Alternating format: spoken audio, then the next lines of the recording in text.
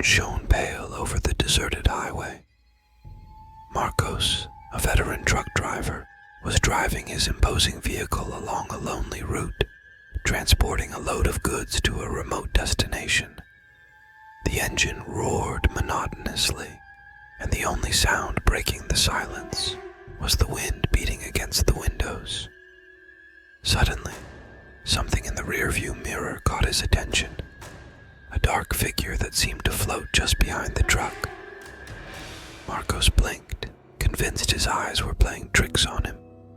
The figure disappeared as quickly as it had appeared, leaving only the unsettling sensation that he was not alone. The road became increasingly winding, and the forest on either side seemed to close in around the truck. The air grew colder and denser.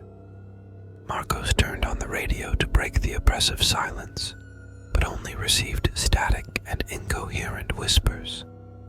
He decided to turn it off and focus on driving.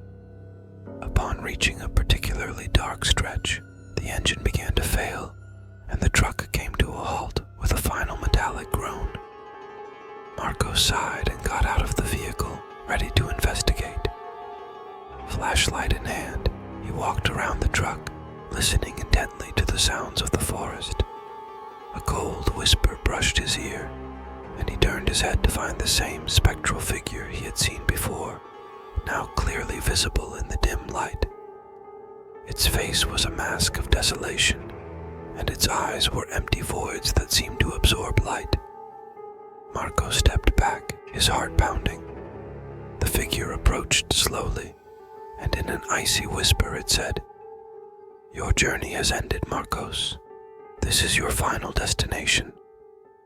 Confused, Marcos looked around and suddenly understood. A few meters away, he saw his truck smashed against a tree, his lifeless body trapped in the wreckage of the cabin. The realization hit him like a cold wave. He had been dead all along, and the specter before him was none other than death itself, guiding him to the beyond. With unexpected serenity, Marcos accepted his fate and vanished into the night alongside the specter, leaving the highway deserted once more.